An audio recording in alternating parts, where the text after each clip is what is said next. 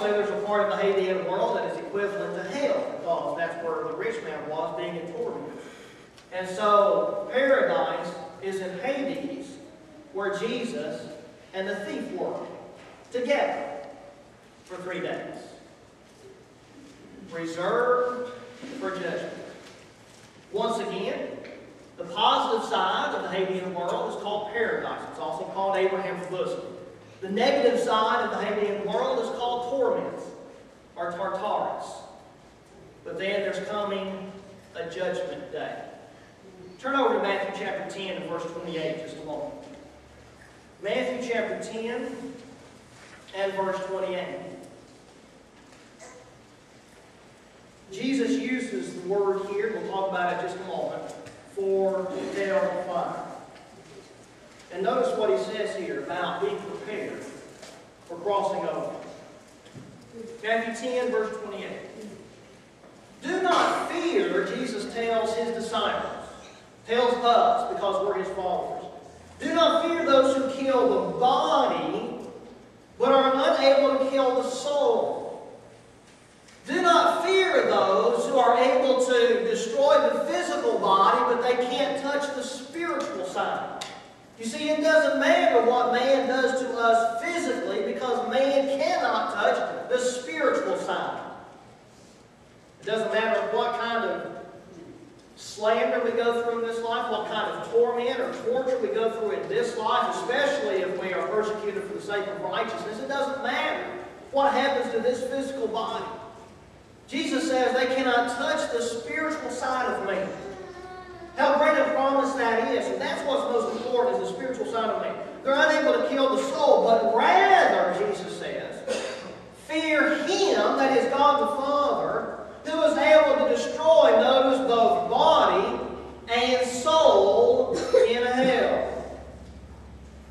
So you see, the passage we studied 2 weeks ago talked about this body being changed. 1 Corinthians chapter 15. Wednesday night we'll talk about this body being changed. But those who are non-Christians, their bodies will also be changed. It also will become a spiritual body. But Jesus says it will be a body and soul that will be punished in hell. Now this is the Greek word Gehenna. And again, I have the sheet in the lobby, if you haven't picked one up, that has all the verses in the New Testament that use that word Gehenna. Just a handful of them, 10 or 12. So those who are in Hades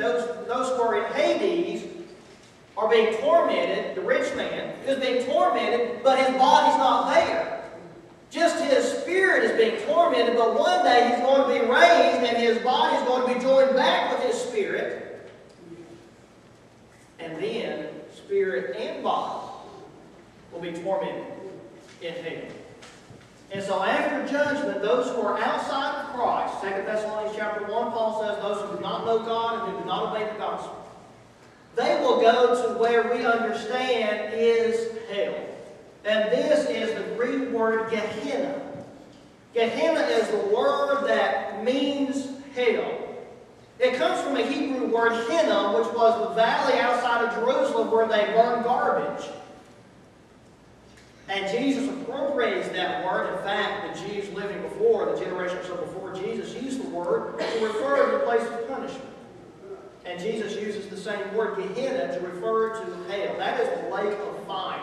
That is the place of punishment that is eternal. But then we also have the positive side of that permanent dwelling place. And that is also called paradise. Jesus used the word paradise to refer to the positive side of the unseen world, that is the temporary place, in Luke chapter 23, verse 43.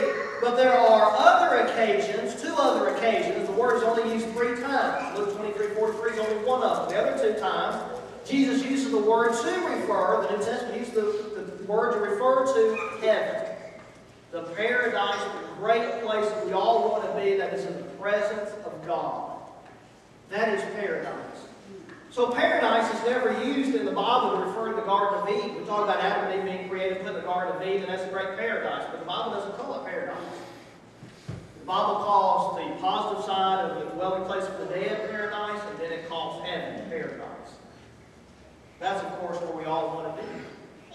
Paradise is the place where God dwells. It is heaven. There's another Greek word for heaven. But paradise refers to heaven. And so after judgment, we step across the threshold of death. We enter the dwelling place of the dead. There, reserved for judgment. When I have a discussion with people, I talk to them to help them illustrate this idea. If the police were to come to my house, and they were to put me in handcuffs, and accuse me of breaking into a store downtown, and they carry me off to jail, I'm there in jail. I'm behind bars. I can't get out. But I know I'm innocent. I've not done anything wrong. God knows I'm innocent. God knows I've not done anything wrong. But the judicial process has to work its way out. I may have to go before the judge. The evidence will be laid out there in front of everyone for all to see. And then when the judge looks at all the evidence, the judge will say, okay, Paul Holland has an alibi. He was someplace. We can verify it. He was not the one who broke into the store. So Paul can go free. I knew all along I was innocent. But I needed to wait for the judge to declare me innocent. But let's say, on the other hand, that I really did break into the store downtown. And they come to the house and they arrest me, put me in handcuffs, carry me off to jail. I'm there in jail behind bars. And then I go before the judge looks at all the evidence, and he says, yes, Paul's fingerprints are all over the place. He left hair all over the place. We've got evidence. He was there. And so now he's got to go back to jail. And he's got to spend his sentence there in jail. When we step across the threshold of death, we are either saved or lost at that moment. Now, in the story of the rich man and Lazarus, we're familiar with it. Abraham tells the rich man that Lazarus cannot pass from the good side of Hades to the bad side of Hades because he says there's a great gulf fixed.